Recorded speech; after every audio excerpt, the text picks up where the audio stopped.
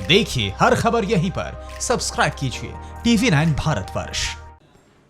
Corona के संक्रमण से बचने के लिए मास्क लगाना चाहिए, पर्सनल डिस्टेंसिंग को बनाए रखना चाहिए और कई ऐसी सावधानियां हैं जो हर किसी को बरतनी चाहिए ताकि कोरोना वायरस से खुद को बचाया जा सके।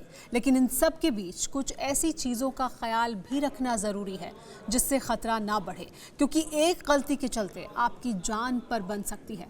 कुछ ऐसा ही वाकया सामने आया है चीन के वुहान से, जहां एक शख्स मास्क पहनकर दौड़ लगा रहा था और उसके बाद जो कुछ हुआ उसे देखकर आपकी रूह कांप जाएगी।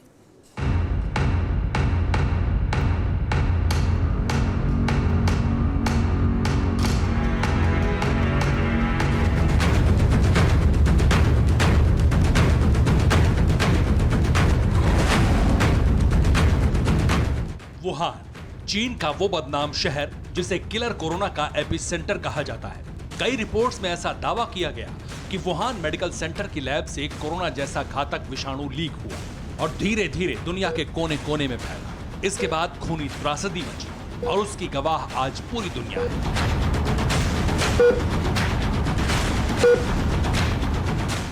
लेकिन इसी वुहान से एक और रूह कंपाने वाली खबर सामने आई। चीन के अखबारों में छपी एक रिपोर्ट ने पूरी दुनिया को सकते में डाल दिया। खबर के मुताबिक वुहान में 26 साल के नौजवान की सड़क पर दौड़ते वक्त अचानक मौत हो गई। मेडिकल रिपोर्ट में उस शख्स की मौत को लेकर जो खुलासा हुआ वो और भी ज्यादा हैरान करने वाला था।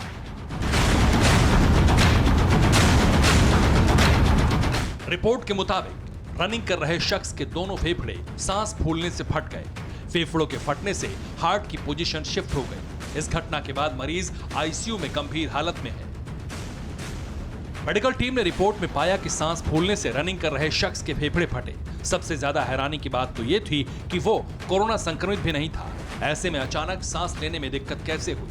क्या उसे कोई सांस की बीमारी थी या फिर कुछ और? जब पूरी पड़ताल की गई उसके बाद जो सच सामने आया वो सन्न करने वाला था। रनिंग के दौरान 26 साल के युवक ने कोरोना से बचने के लिए चेहरे पर मास्क लगा रखा था।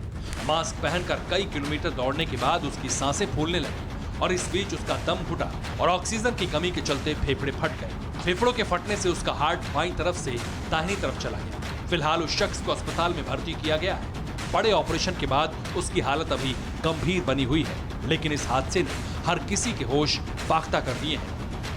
Bureau report TV9 Bharatvarsh. अड़ी सोमवार से शुक्रवार शाम 6 बजे सिर्फ TV9 भारतवर्ष पर।